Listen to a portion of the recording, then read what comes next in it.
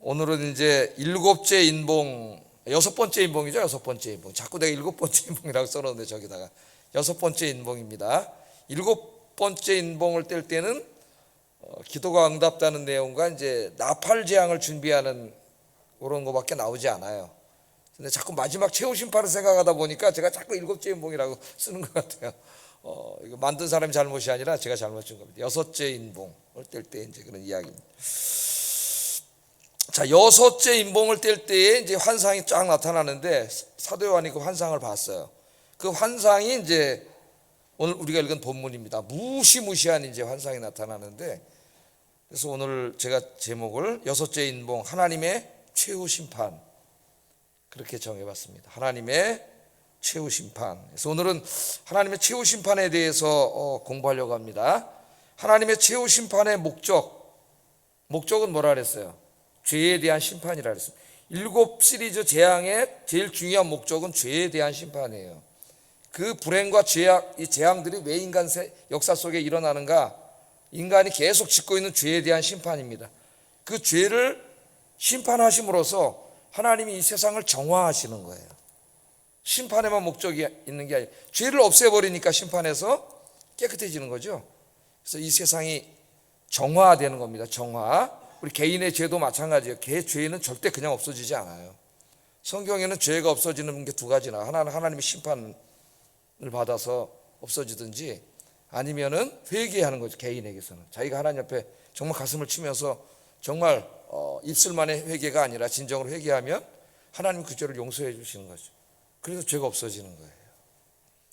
회개하지 않으면 죄는 계속 쌓인다 그랬죠. 로마서 2장에 숯불을 쌓는 것과 마찬가지라. 계속 죄가 쌓여서 어느 날 거기 심판의 불이 탁 떨어지면 숯불이 이만큼 쌓였기 때문에 무시무시한 심판이 거기 임하는 것으로 성경 가르치고 있습니다, 여러분. 자, 계시록에 이제 일곱 시리즈 재앙이 나와요. 일곱 인봉, 그 다음에 일곱 나팔, 일곱 대접. 이렇게 이제 세 재앙이 나오고, 그 재앙 중간중간에 막간 이야기들이 있다 그랬죠. 막간 이야기들이 있습니다. 여러분 이제 서론에서 공부를 했어요. 또 필요할 때 계속 다시 볼 거예요. 도표를 보면서 잊어먹기 때문에. 자, 이 재앙 시리즈를 보면서 사람들의 이제 관심이 크게 두 가지로 나타나는데, 하나는 이 재앙들이 도대체 어떤 성격을 가진 재앙인가, 여기에 관심이 있고요. 두 번째는 이건 저 언제 일어날 재앙들인가, 여기에 관심이 있죠. 특별히 언제, 여기서 이제 이단들이 많이 생겨요. 언제 일어날 재앙들인가, 어떤 재앙들인가도 문제가 될 수 있지만 언제 일어날 재앙들인가, 시기에 관한 게 이제 굉장히 논쟁이 되고 있습니다. 그래서 이제 이미 다 공부를 했어요, 그죠? 보여주기 전에 한번 생각을 해보세요. 언제 일어난다 그랬지? 언제 일어난다 그랬어요? 예? 가물가물하십니까? 7년 대환란 때 일어난다 그랬나요? 예? 벌써 7년 대환란인지 아닌지 헷갈리고 있으면 이제까지 뭐 한 거예요 도대체 내가. 그래서 오늘 또 이 복습을 합니다. 복습을 한번 보겠어요. 자, 일곱 재앙은 언제 일어난다 그랬어요? 계시록에 일어나는 일들은 일곱 재앙을 포함해서 모든 사건이 마찬가지입니다. 예수님이 2000년 전에 오셨죠. 그걸 초림이라 그래요. 이제 예수님이 재림하셨어요, 안 하셨어요? 예? 예, 재림했다 그러면 이단이에요. 지가 재림 예수라는 사람이 많잖아요. 예수님 재림하시면은 인간의 역사는 끝이에요. 하나님 나라가 이루어져 있어야 돼, 여기에. 예? 그 자기가 재림 예수라 그러면 일단 여기서 말이 안 되잖아요. 예? 우리나라에 몇 명 있다 그랬어요? 저 신문에 난 기사를 봤더니 50몇 명 있대요. 더 많을 겁니다, 아마. 새끼 재림 예수까지 해가지고. 예? 50몇 명인데 거기 사람들이 다 많이 모여요. 참 인간이 어리석다 그런 생각도 들면서 안타깝죠.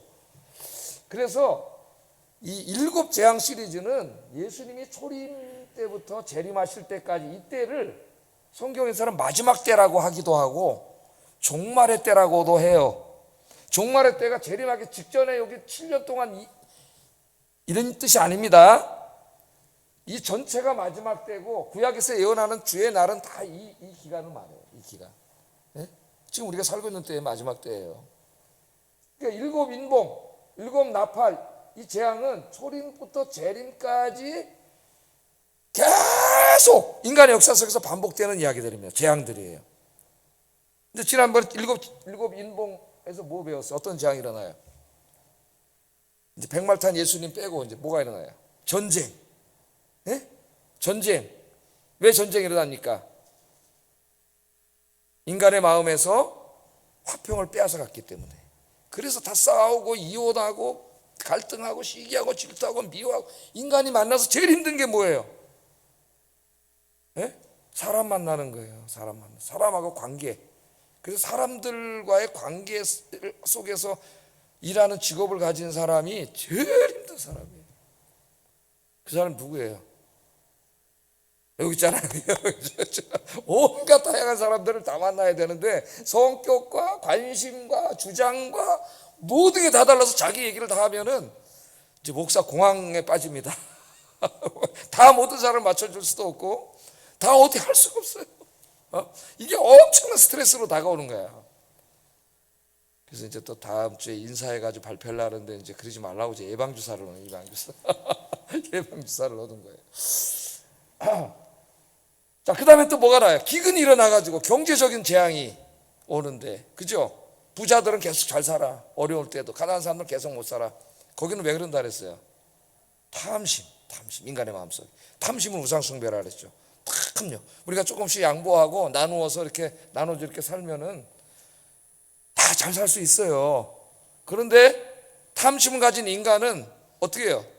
조금 많은 사람도 다 더 가지려고 그러지. 계속 자기가 다 가지려고 그래. 예? 이 땅에 있는 거 다 가져 속이 편한 사람들이 이 재벌들. 이 기업의 목적이 뭐예요? 이윤의 극대화. 예? 돈 계속 벌어. 이 탐심, 경제적인 재앙, 대재앙이 일어나고. 세 번째는 어떤 재앙이 일어난다 했어요? 질병. 우리 인간에게 제일 고통을 주는 게 질병이잖아요. 질병과 사망. 3분의 1, 다 죽지는 않는다 그랬어요. 3분의 1이 죽는다 그랬어요. 그래서 이것이 인간에게 있는, 지금 이때부터 계속 있었죠. 전쟁과 이 경제적인 재앙과 이 질병과 사망이 뭐 언제 이때만 있습니까? 계속 있어 왔는데 이 일곱 인봉과 다른 성경 구절을 다 비교해 보면은 예수님이 가까이 재림이 가까워질수록 여기에 나타나는 재앙들이 더 이렇게 좀 가시적으로 분명하게 규모 더 크게 뚜렷하게 더 나타나는 건 사실이에요. 나타나는 건 가까이 오면 볼수록. 그러나 이 기간에 이루어질 모든 일들이라는 거, 일곱 나팔 재앙은 주로 이제 환경을 치는 재앙들을 얘기하고 있는데 일곱 재앙도 마찬가지. 일곱 대접 재앙만은 좀 성격이 다릅니다. 이건 이제 최후 심판이기 때문에 정말 이제 주님 재림하시기 7년 대활 날은 아니고 그 직전 어느 때에 일어날 재앙들을 이렇게 기록하고 있어요. 자, 이게 우리 성경이 가르치는 것인데, 그런데 그 다음을 보세요. 이제 그 다음에 조심해야 될 세대주의, 모든 그 잘못된 이단 종말론의 뿌리라 그랬죠. 아버지가 되는 게 이제 세대주의인데, 세대주의 자체가 이단은 아닙니다, 여러분. 거기서 이제 해석하는 이 성경 해석이 모든 이단의 뿌리예요. 그래서 조심해야 돼요. 자, 예수님이 초림하셔가지고 이제 여기는 재림이 2번이에요. 이 사람들은 재림 1번 하시면 끝나는데 이 사람들은 2번 한다고 얘기를 해요. 그래서 이제 이 재림, 요걸 이제 그 첫 번째 재림이 있어요. 지금 재림 안 하셨어요, 아직 예수님. 첫 번째 재림은 땅에는 안 오신대요, 예수님이. 공중 재림을 하신다 그래요. 그리고 7년 후에 지상 재림을 하신다 그래요. 예? 우리는 이게 다 한 번에 이루어지는 거죠? 여기서. 예? 아까 이렇게 배웠잖아요. 자, 그래서 지금 우리가 살고 있는 게 교회 시대인데 교회 시대에 우리가 쭉 살고 있는데 이 7시리즈 재앙이 주로 언제 일어나 보냐면은 언제인지 모르지만 이제 예수님이 갑자기 공중 재림하는 날이 온다는 거예요. 이제 언제 올지 몰라요. 그러니까 정신 차려야 되니까 정신 차리게 하는 데는 좋아요, 이게. 신앙생활. 언제 오실지 몰라. 휴가 안 되면 여기 7년 대활란을 받아야 되니까. 에? 정신 바짝 차려서 신앙생활 하게 하는 데는 너무 좋습니다, 이게. 근데 성경적이지 않아서 문제지. 가르치기가. 근데 여기에 쏙쏙 빠져들어가요, 사람들이. 이상하게. 언제인지 모르지만은 내일일 수도 있고 모레일 수도 있고 갑자기 예수님이 재림하신다는 거예요. 공중 재림을 하신다는. 땅에는 안 내려오세요. 예? 공중 재림을 하시면은 이때에 요한복음 4장을 그렇게 해석한다 그랬죠. 교회가 신실한 성도들을 말합니다. 신실한 성도들이 휴거를 해. 휴거를 하고 신실하지 않은 성도들은 땅에 남아요. 땅에 남아서 7년 대환란을 받는다 그래요. 이 이제 그 7년 대환란 때 일어나는 게 7시리즈 재앙이라는 거예요. 와, 무시무시한 재앙을 다 받아야 돼. 그런데 예수를 잘 믿는 사람들은 다 이때 휴거하기 때문에 이 재앙을 받지 않는다 그래요. 그동안 이 7년 대환란이 땅에서 이루어질 때 여기서 어린 양 혼인잔치를 하고 있다는 거예요. 7년 동안. 그리고 7년이 끝나면 이게 다 문자적인 7년입니다. 예수님이 지상으로 내려오셔가지고 천년왕국을 이룬다 그래요. 천년왕국이 천국이 아니에요. 문자적인 천년왕국이 이루어지고 다 안 그렸지만 그 다음에 영원한 하나님의 나라가 이루어진다고 하는 좀 괴상한 주장을 하는데 이 뒤까지는 사람들이 잘 몰라요. 근데 어디 오염됐냐면 이 7년 대환란. 그래서 이 7년 대환란이 나타나는 요때 요한복음 6장에서 19장까지가 아까 예수님의 초림 때부터 재림 때까지 일어날 일이 아니고 공중 재림을 하셔가지고 지상 재림을 할 때까지의 문자적인 7년, 요때 일어날 일이라 그래요. 요때. 이해가 되셨죠? 이거 지금 잘못된 종말론입니다. 예?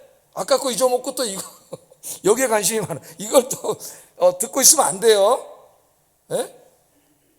그러니까 이거를 가르쳐 놓으면은 우리나라 교인들의 70-80%가 이렇게 알고 있어요. 옛날에 그 부흥사 이런 분들이 잘못 가르쳐 놔가지고 이걸 얘기해가지고 한때 두때 반때 뭐 이러면서 막 해놔가지고 휴거라는 영화도 나오고 비디오도 아마 대부분 많이 봤을 거예요. 책도 엄청 나와 있습니다. 우리나라에 뭐 레프트 비하인드 막 이런 책들, 그다음에 미국 텔레비전 그 기독교 방송국에 나와서 떠드는 그런 그 방송하는 목사들 막 이런 얘기 막 떠들어대요.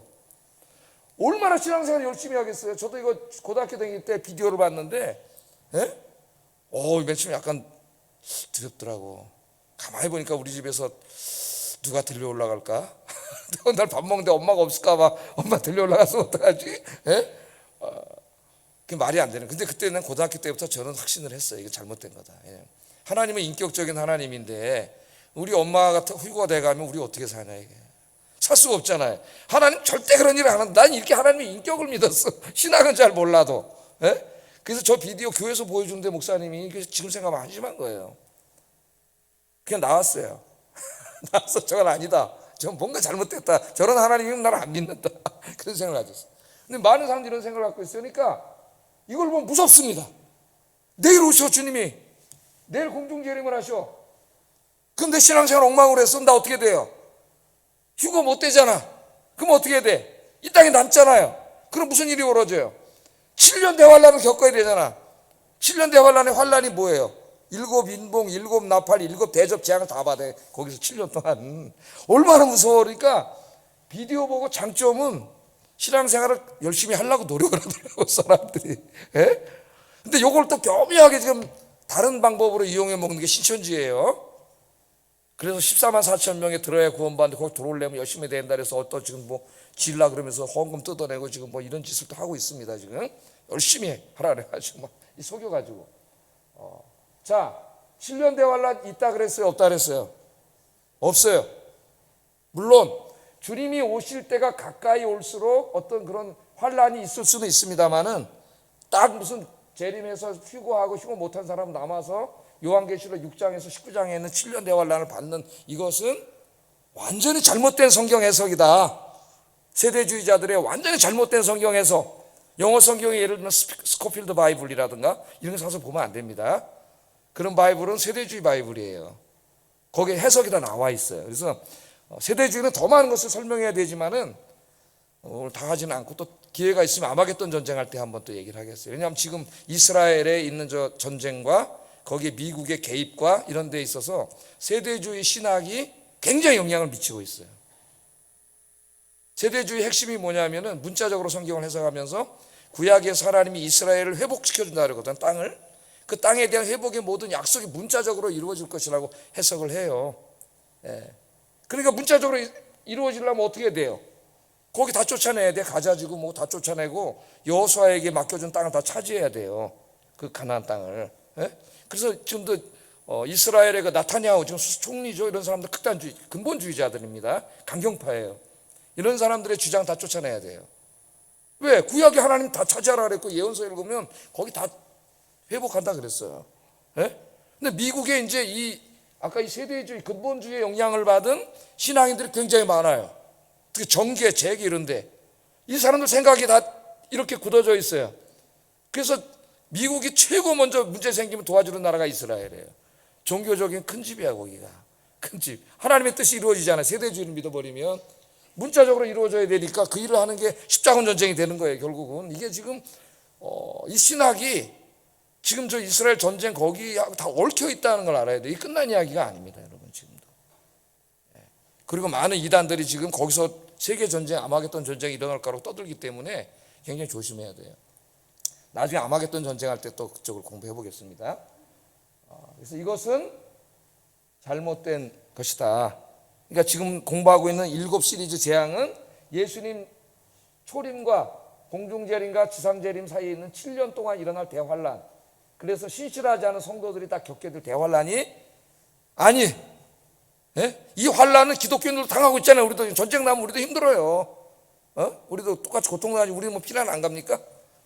6.25 사변 났는데 교회도 다 무너지고 불타고 그러는데. 그래서 요거를 조심해야 됩니다. 요거 계속 얘기하고 있어요 지금. 웬만한 종말론 이상한 책 읽으면 다 나와요 얘기가. 근데 머리 쏙쏙 들어오잖아. 왜냐하면 또 요한계시록 좀 읽다 보면 1260일이라든가 42달 동안 한다든가 이게 다 3년 6개월 3년 6개월 3년 6개월 더하면 7년이잖아요. 뭐 이렇게 막 하기 때문에 쏙쏙쏙쏙 넘어가.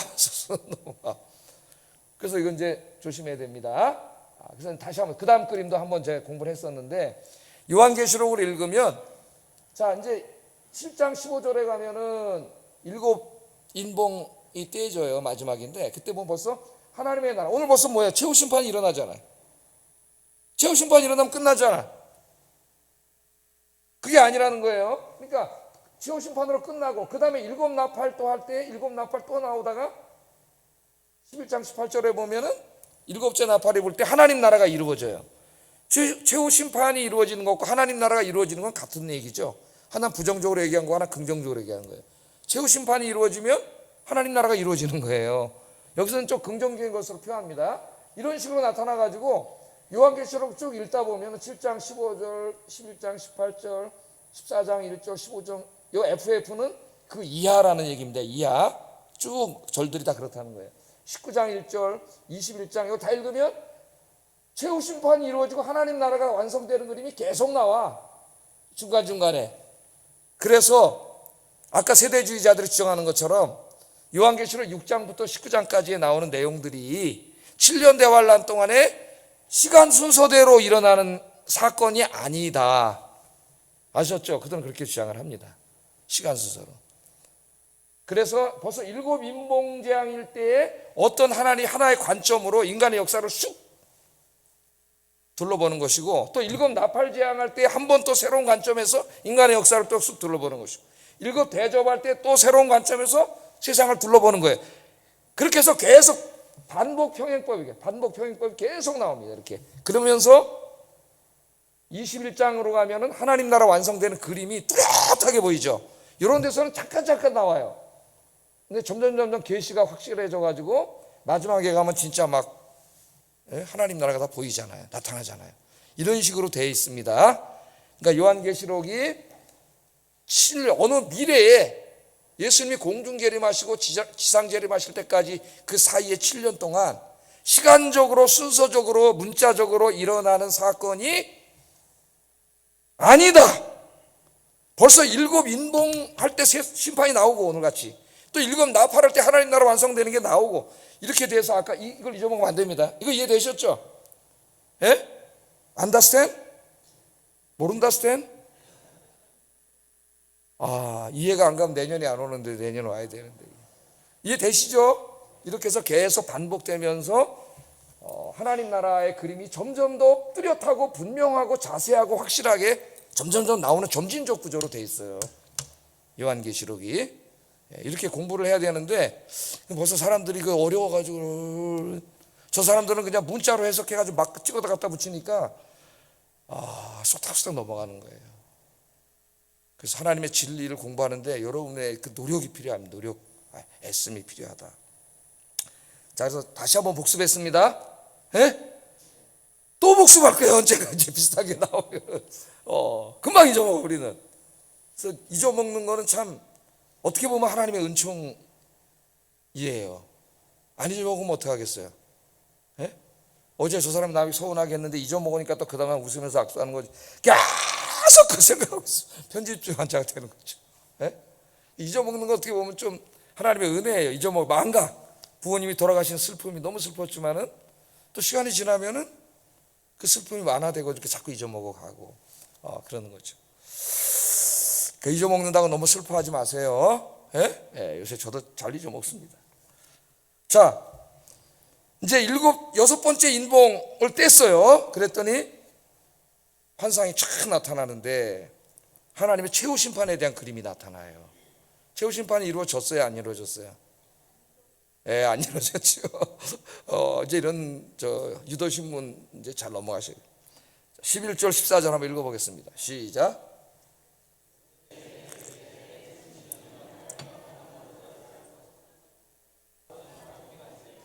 하늘의 별들이 무화과 나무가 대풍에 흔들려 설익은 열매가 떨어지는 것 같이 땅에 떨어지며 하늘은 두루마리가 말리는 것 같이 떠나가고 각 산과 섬이 제자리에서 옮겨졌다. 이 그림을 한번 여러분 보세요. 이거 환상을 봤다고 한번 생각해 보세요.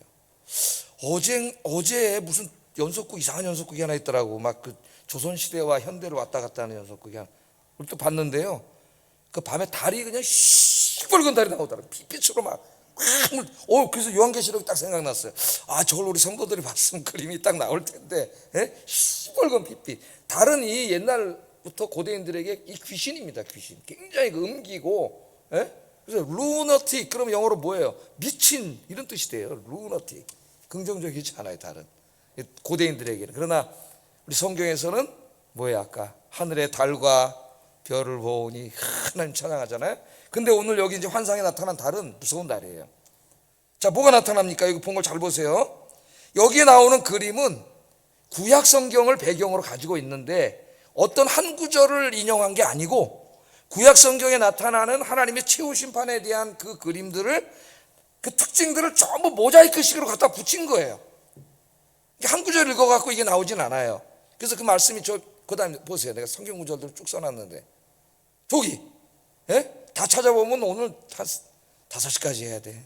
그래서 집에 가셔가지고 컴퓨터 틀면 다시 나오니까 저때 사진을 찍어놓던지 한번 찾아서 한번 읽어보시면 여기에 있는 그 구약에서 예언한 하나님의 최후 심판에 대한 많은 말씀들의 특징들을 모자이크식으로 뜯어다가 여기다 다 이렇게 합쳐놓은 겁니다. 그 그림이에요. 이 그림이 배경이 구약 성경. 자, 뭐가 나옵니까? 첫째, 해가 시커매 검은 상복을 입은 것처럼. 오늘 제가 까만 양복을 딱 이렇게 입고 왔는데 검은 상복을 입은 것처럼 해가 시커매. 여러분 낮에 갑자기 해가 싹 까매지면 여러분 어떻게 하겠어요? 너무 무섭겠죠. 갑자기 야 종말이 오나 보다 그러고. 해가 시커매졌어요. 그 다음에 또 뭘 봤어요? 달을 봤는데 핏빛으로 그냥 쫙 물들어 있어요. 핏빛으로 그 이쁜 달이. 세 번째, 하늘의 별들을 봤는데 그 별들이 우주가 흔들리면서 마치 무화과 나무 열매가 태풍에 떨어지는 것처럼 막 땅으로 별들이 떨어지는 모습을 봅니다. 그 다음에 네 번째, 이 하늘이 두루마리처럼 쭉 찢어져 가지고 쫙 말려서 없어지는. 자, 이게 만약에 하늘이라면 하늘이 이렇게 있는데 이게 이제 우리는 그냥 하늘만 보이는데 이게 두루마리처럼 구겨지더니 말려서 찢어져서 쫙 없어져. 이런 그림이 나타났어요. 자, 다섯 번째는 각 산과 섬들이 다른 곳으로 다 막 옮겨가. 여기 있는 산이 막 저기 있는 산이 설악산이 막 휙 움직이더니 다 없어져 버렸어. 첫 번째 거 안 했네. 첫 번째 거 큰 지진이 맨 처음에 일어나고 이렇게 여섯 번째 인봉을 뗄 때 6가지 환상을 보게 됩니다. 자, 여러분들이 지금 내일 아침에 눈 뜨고 딱 하루 지났는데 이게 갑자기 막 해가 꼬매지더니 밤에 달이 시뻘게 해지고 막 다 별들이 막 흔들리고 지진이 막 나고 땅이 갈라지고 건물이 무너지고 막 이러면 어떻게 되겠어요? 여러분, 지진 한 번만 일어나도 다 엄청나게 많은 사람이 죽는데 무지랑 무섭고 두렵고 떨리겠죠. 마지막 날에 그런 일이 있다는 겁니다. 있다. 죄악에 대한 심판으로, 최후 심판 때 인간의 역사가 심판을 받아요. 근데 이때 이 꼴을 보세요. 사람들이 이 시대를 사는 사람들의 이것을 보고 어떻게 반응하는가가 나옵니다. 그게 이제 15절 17절에 오늘 마지막 한번 읽어보겠습니다. 시작.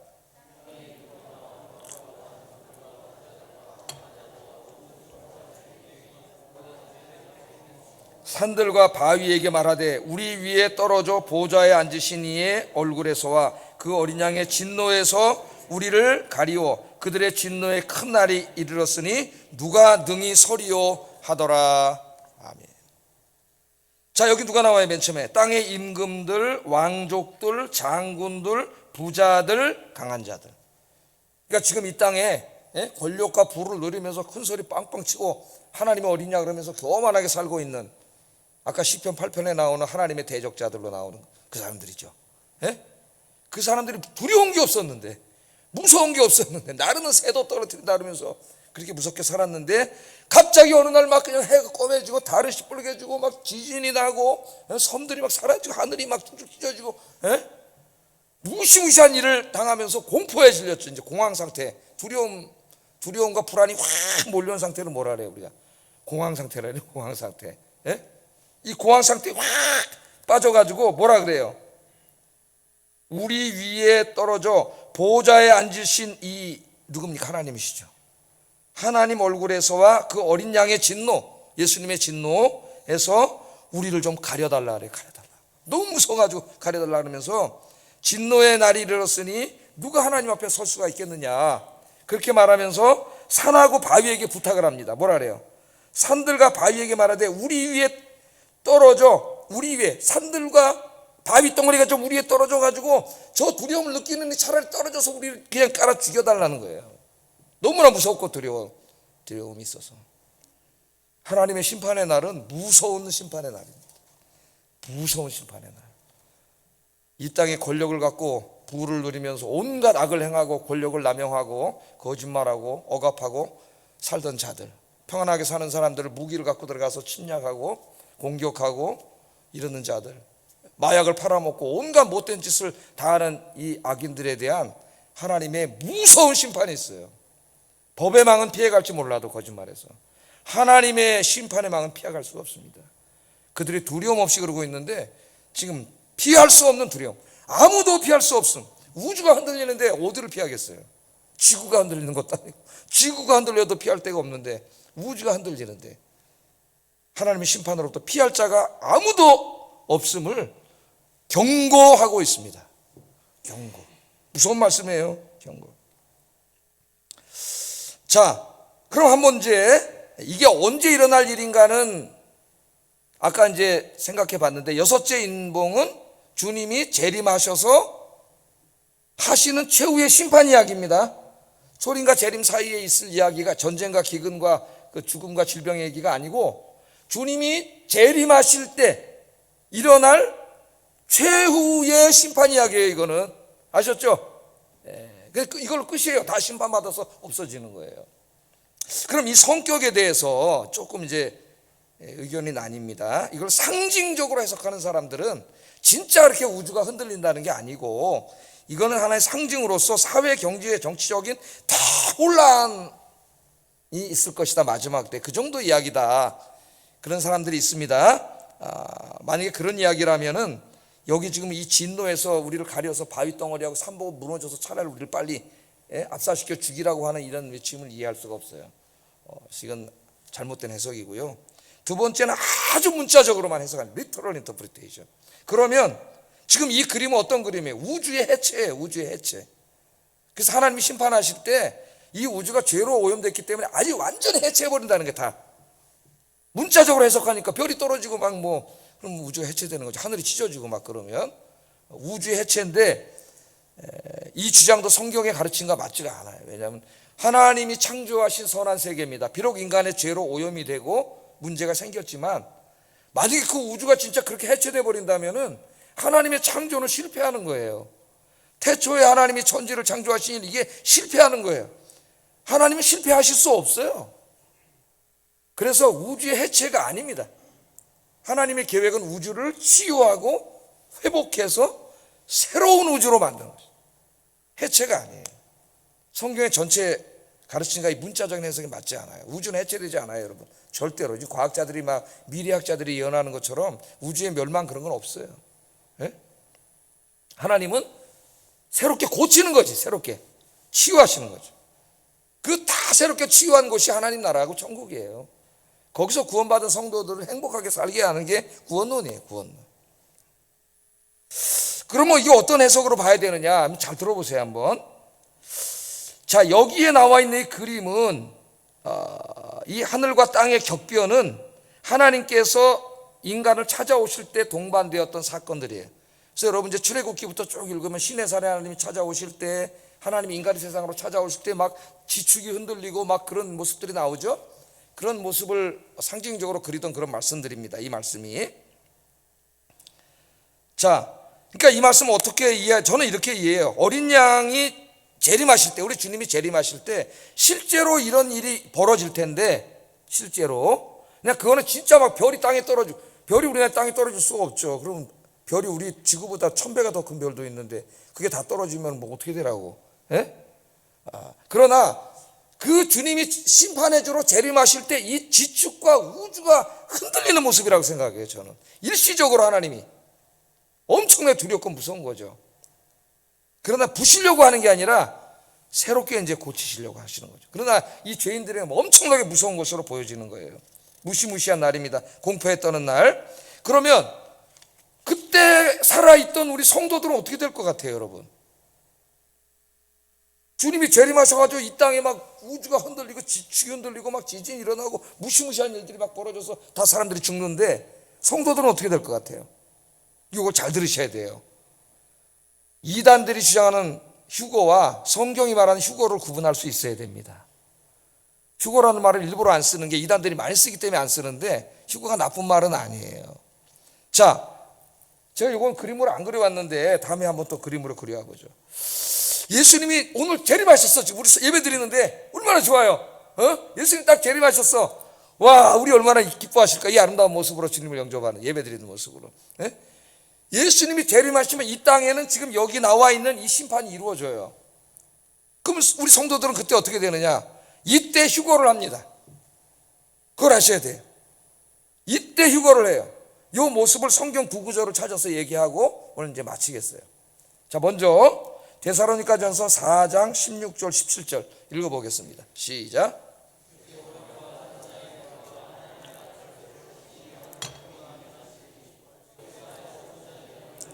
그 후에 우리 살아남은 자들도 그들과 함께 구름 속으로 끌어올려 공중에서 주를 영접하게 하시리니 그리하여 우리가 항상 주와 함께 있으리라. 이렇게 말씀이 나옵니다. 이 말씀도 그 세대주의자들이 진의 종말론에 이용해 먹어요. 잘못 해석, 엉터리 해석해서 이용해 먹는 말씀이기 때문에 잘 알아야 돼. 자주 나와요, 종말론 책에. 자, 주께서 호령과 천사장의 소리와 하나님의 나팔 소리로 친히 하늘로부터 강림하신 날이 재림하는 날이죠. 재림하셔요. 근데 여기 강림한다고 우리 말을 번역했는데 이 말은 카타바이노, 그냥 내려온다는 말이에요. 내려온다. 그 문자적인 카타가 밑으로, 카타바이노, 내려온다는 말이에요. 그러니까 우리 인간이 볼 때 하나님이 뭐 저 하늘에 계신다는 말이 아닌데 그냥 우리가 이해할 수 있도록 하나님께서, 우리 예수님께서 카타바이노 하시는 거예요. 그걸 우리말로 강림한다고 이야기했습니다. 그날 어떤 일이 벌어진다고요?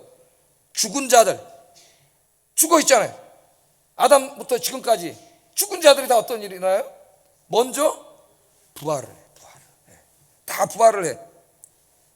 그 다음에 우리 살아남아 있는 자들은 그들과 함께 구름 속으로 올라가요. 주님이 저 오시는 맞이하러 올라가요. 그럼 우리는 이 몸으로 올라갈까요? 고린도 후서 15장 50절부터 58절까지 집에 가서 한번 읽어보시면 우리는 변화됩니다. 변화. 이 몸으로는 못 가요. 이 죄악으로 오염된 몸으로는. 죽은 자들은 부활하여 이미 영광의 몸을 얻은 것이고, 그 다음에 그때 살아있는 우리들, 오늘 오신다 그러면 우리들은 그 부활한 사람들과 똑같은 몸이에요. 영광의 몸, 영광의 몸으로 변화돼서 주님 영접하러 올라간다는 거예요. 여기 이렇게 나와 있죠. 그래서 주님과 함께 영원히 있으리라. 이 말씀을 또 세대주의자들 해석해서 휴거에 대한 말씀으로 해석을 해요. 그런데 자, 잘 보세요. 그 다음에 이제 똑같은 얘기를 하고 있는 고린도전서 15장 22절 23절. 여러분들이 이 정도 말씀을 알고 설명을 해줄 수 있어요. 한번 읽어보겠습니다. 시작.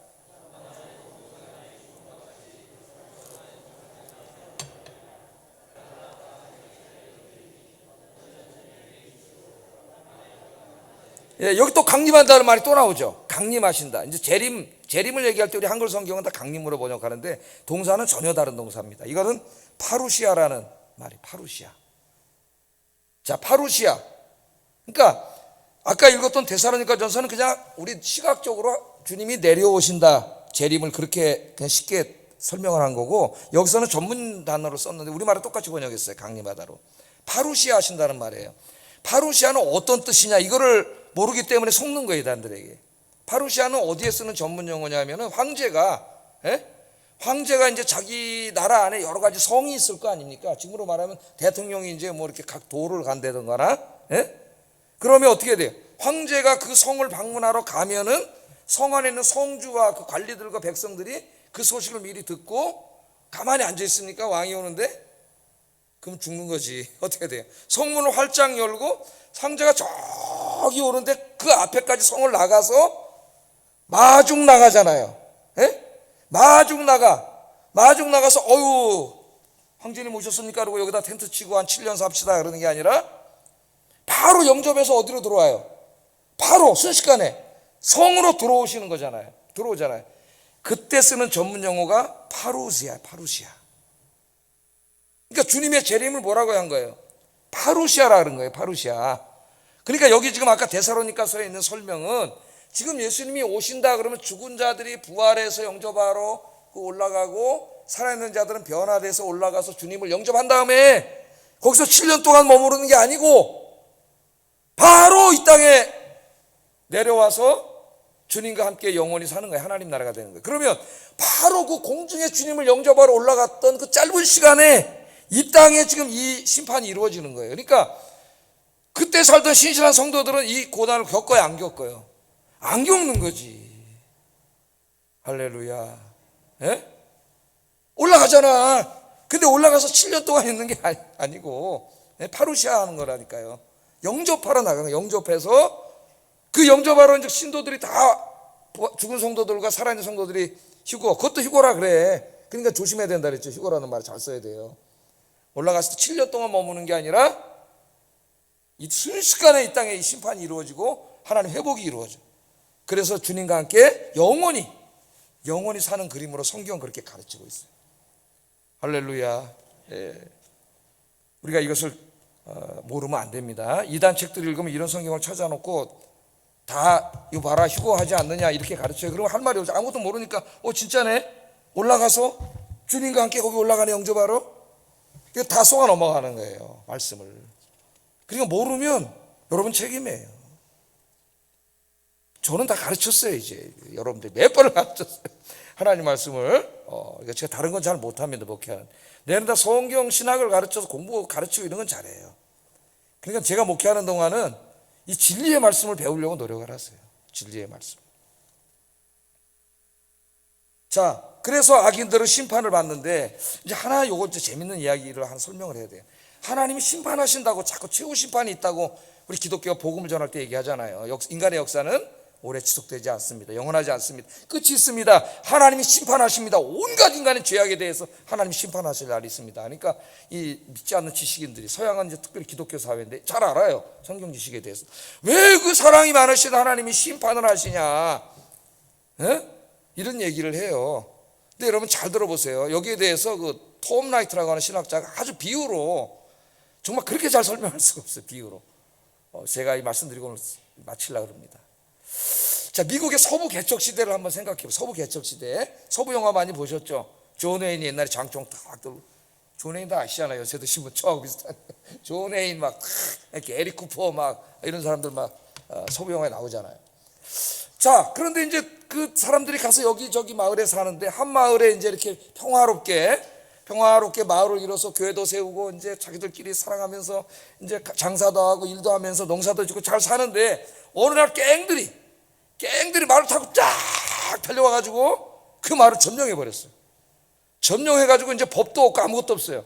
우리 말 안 들으면 다 죽어. 그래서 막 말 안 듣는 사람 잡아다 때리고 패고 분여자들을 강간하고 재산을 다 뺏어가고 완전히 그 마을이 무법천지가 돼버렸어요. 보안관도 죽여버리고. 살 수 있어요, 없어요?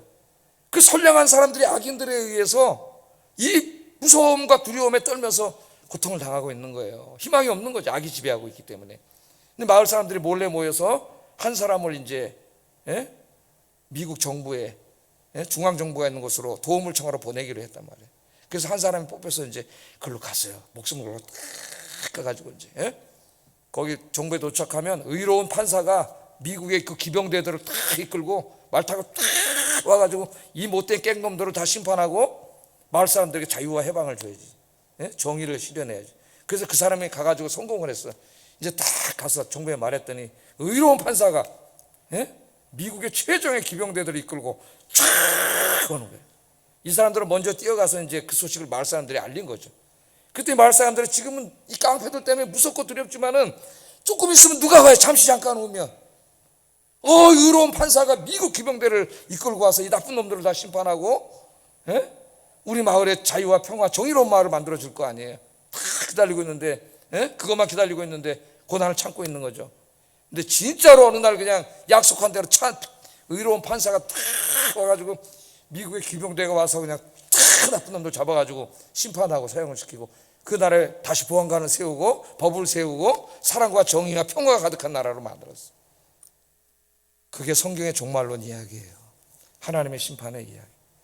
하나님의 심판의 이야기는 의롭고 선한 사람들을 향한 하나님의 사랑이에요. 사랑. 무서운 폭력이 아니라 사랑이에요. 여러분 우리 동네 이렇게 예배를 드리는데 여기 갑자기 깡패들이 한 20명 총 들고 들어와서 우리 나가지도 못하게 하고 여기다 가둬놓고 폭력을 행사. 그러면 우리가 어떻게 살겠어요? 그 악인들이 어떻게 되겠냐고요? 심판을 받아야지. 심판을 받아야 여기에 정의와 평화가 이루어질 거 아니에요. 그러니까 그 종말의 이 하나님의 심판의 이야기는 어떤 폭력의 이야기가 아니라 하나님의 사랑의 이야기. 그래서 이 우주 안에 선량한 사람들이 모든 악이 제거된 상태에서 행복하게 하나님과 함께 살게 하기 위한 하나님의 사랑의 이야기다. 할렐루야. 잠깐 동안 주님이 오실 때까지 악이 관용할 수 있습니다. 전쟁과 저런 경제적인 환란을 통해서 사람들을 핍박하고 권력을 남용하고 그럴 수 있어요. 그러나 악은 영원하지 않습니다. 누가 오고 계셔요 지금? 의로운 판사이신 우리 예수님이 하늘의 천군 천사를 데리고 오실 날이 반드시 있습니다. 악은 영원하지 않아요. 잠깐은 먹구름이 낄 수 있지만 잠시 후면 그냥 먹구름이 거쳐 찬란한 태양이 비칠 날이 있습니다. 할렐루야. 그게 기독교 소망이에요. 소망. 또 하나 적용해야 될 건 뭐예요? 하나님의 심판이 있기 때문에 전도해야 돼요. 내 사랑하는 가족, 내 친구들, 내 이웃들. 시급한 일입니다, 여러분. 시급한 일이에요. 이제 오늘 우리 전도하러 나가는데 이 전도는 이제 교회에 무슨 성도 하나 불려가지고 헌금 늘리고 교회 지으려고 하는 게 아니에요. 한 사람의 생명, 내가 살아가는 생명이 그 심판을 받지 않고 구원받아서 나와 함께 하나님의 나라에서 영원히 살게 하기 위한 그런 것이지 전도가 무슨 교회 성장시키려고 하는 게 아니에요. 이 뜨거운 마음을 갖고 겨울에 특별히 개인 전도도 열심히 하시는 여러분 되기를 주의 이름으로 축복합니다. 기도하겠습니다. 두 가지 여기 기도 제목이 있죠? 기도하겠습니다. 사랑하신 아버지 하나님,